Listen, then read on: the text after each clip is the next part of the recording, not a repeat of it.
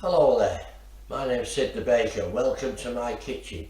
Today I want to show you how to make hot water pastry, or as we used to call it in the bakery, pie pastry. Now this is used for beef pies, pork pies, typically called hand raised pies. What can I say? I'm a genius. Now for this it's quite a simple recipe. It's 1 pound of plain or all-purpose flour, half a teaspoon of salt, 4 ounces of lard, 2 ounces of dripping, and 7 ounces of boiling hot water. Right, let's go through the process. Pound of flour, put that straight to your machine bowl. Now, we want to weigh 4 ounces of lard. Now, I'm going to chop it up into little pieces, because this 4 ounces of lard is going into a saucepan, and we're going to put 7 ounces of boiling water into it, and we're going to bring it up to the boil and melt all the lard and the dripping. So that's 4 ounces of lard in the small saucepan. Again, chop the dripping up into small pieces. 2 ounces of dripping. Why am I using dripping? Well, dripping is a harder fat than lard, and if you're doing hand raised pastry, it just makes it that bit firmer when you come to use your block to block the pies. All will become clear a little bit later on. So there's the dripping, there's the lard. Now we want the half a teaspoon of salt. We'll put that in the water as well.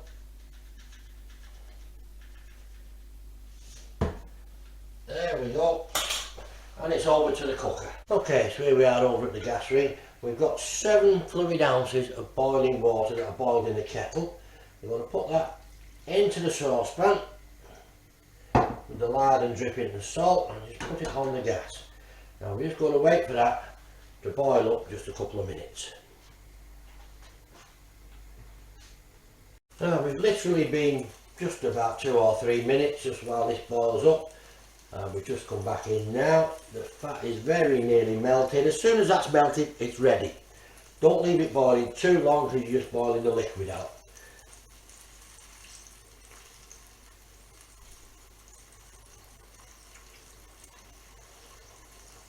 There you go, that fat is all melted in, that's ready. We're going to take it over to the machine bowl now. Right, so here we are at the machine bowl. Why am I using the machine bowl, not mixing by hand? Because this stuff is boiling hot, and it works much better when you've got a machine bowl. Now, I've just poured it straight into the flour mix, and I'm going to use the paddle beater for this. So I just put the paddle beater on, and put it on first speed.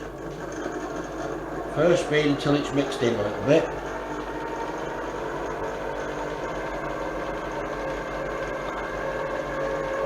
Speed it up to second speed.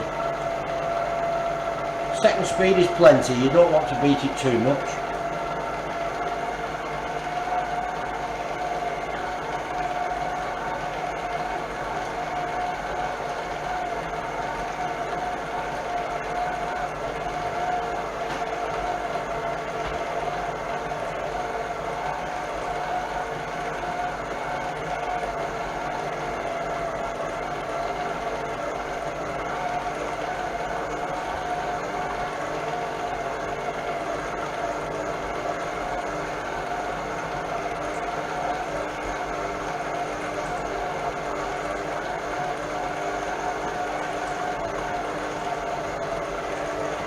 There you go, that is all mixed in and ready.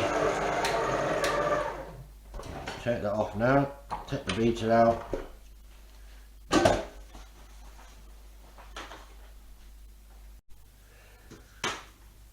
Right, so I'm just going to get the mix out now, and I'm going to put it on a floured surface.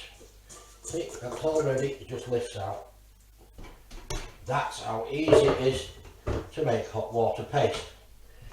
Now we come to the more difficult part, because on this now we're going to break this up into small pieces. And I'm going to weigh these at around about 2 ounces each. There's 1, there's 2, 3,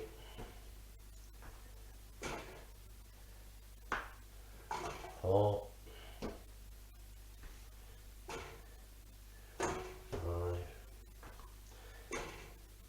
6.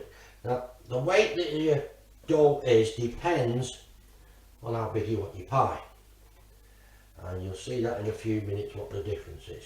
So these are 2 ounces, but I'm also going to make a few at 3 ounces. These obviously are slightly bigger pies, and you'll see the difference in a moment. So there's a few at 3 ounces.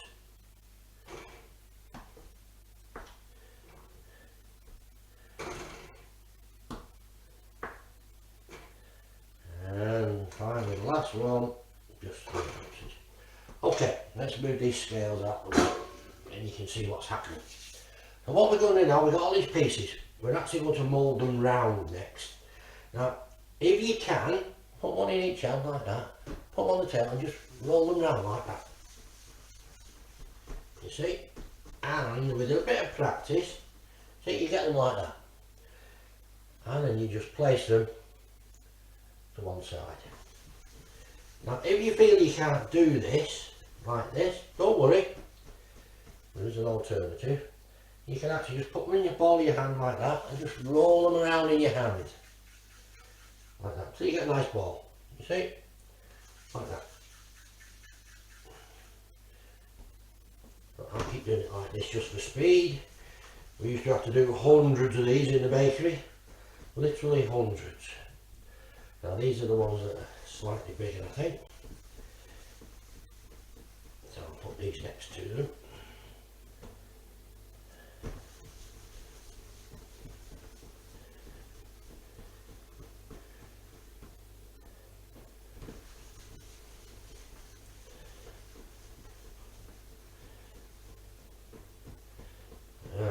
That bit. Now, I'm going to turn the camera off for a second, ladies and gentlemen. I'm going to zoom in a bit because the next bit is important. I'll move the camera in a little bit so you can see what's going on. I've put some non-stick paper on my work surface there. And I've got what they call a pie block, or a pie dolly as they call them these days. This is actually a piece of a rolling pin that I cut off, and I use that for my pie dolly. This is what you use to raise your pies. Now, we put plenty of flour down, like that, and we also sprinkle the tops of the pieces we moulded with a bit of flour as well. So, first thing we're going to do, we're just going to flatten these out a little bit, just like that. We're going to flatten them out and just put them on one side. Now, the thing with this hot water pastry, there's an optimum temperature to work with it. Because you've got that dripping in it and the lard, when that lard and dripping starts cooling off, it starts setting. What happens when it sets, it will crack the pastry. So you need to work with these while they're still warm. That's the bad news. The good news is, these days of the microwave, if they do get too cool, you can always slip them in the microwave on defrost and just warm them up a little bit again, and then you'll be back to normal again. Okay. Right, so now we've got that, we've flattened them out a little bit. What we're going to do now, we're going to get the pie dolly or block. You can get these on the internet, by the way. Look under pie dollies, and they sell them, and get any shape, any size you want. Now this is this will do like a cocktail pie, this particular one, which is the best one to start with. The smaller your pie block or dolly to learn, the better it is. So basically, I've got the flat piece there, I've put it in the flour, I've dipped it on each side as if you're battering it, and then I'm going to pin it out a little bit with the dolly. Now, I'm going to come to the camera for this. We get the pie piece, we get the dolly, and we put the pie in the middle of the dolly. Lift it up like that. Put the dolly on your tummy, there like that. And then press with these fingers on the top, just lightly, because this is a very soft pastry, and squeeze with your thumb and your other fingers around the outside. Can you see what we're doing here? Like that. like that. Only practice will get this done correctly. You'll find that when you first do them, the bottom bit round here may be too thin and you might get holes in it. Bear with it, keep practicing. Now all you do is just give it a little bit of twist like that and knock it out onto the table. Right, let's do another one. Pin it out a little bit. Flour both sides. You can roll your dolly in the flour as well to make sure it doesn't stick. Again, put that in the middle. Turn it over. Put it on your tummy. Squeeze with your thumb and fingers around the outside and just press lightly on the top. And this will pull it up the pie just nicely. Now we used to have to do about 3 a minute on these, and there'd be about 6 or 7 bakers all around a big table, and we'd all be knocking these out at 3 a minute, so you can imagine how many we did. Now, that's a pie dolly. I know what you're thinking, I haven't got a pie dolly, I don't want to spend money. That's fine. See that? That's a multi-surface polish. Look at the end. It's the perfect size for a pie dolly. In fact, make sure it's clean, obviously, but it works just the same. Let's put a bit of flour down. Roll it in a bit of flour there, like that. Get your pie. Put it in like that. Just pin it out. Like that. Again, put it on the end. Put that to your tummy. And just squeeze round.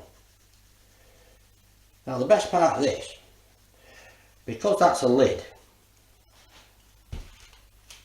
when you get to the edge of your lid there, you know that your pie is the right height.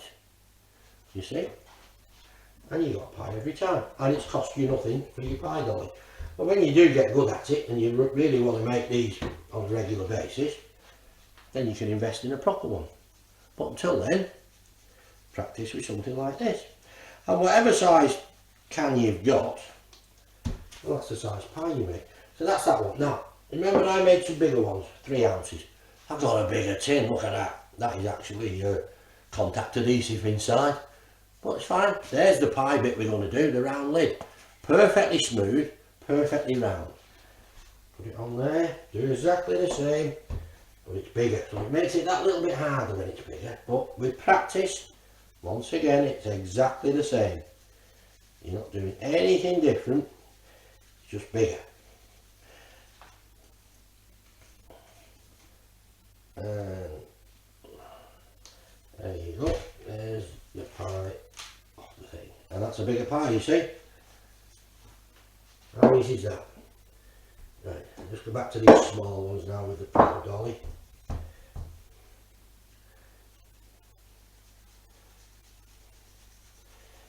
Now, if you find that it's not very even along the edge at the top when you've done it, just get a knife, trim it around like that, and then you've got a perfectly level pie.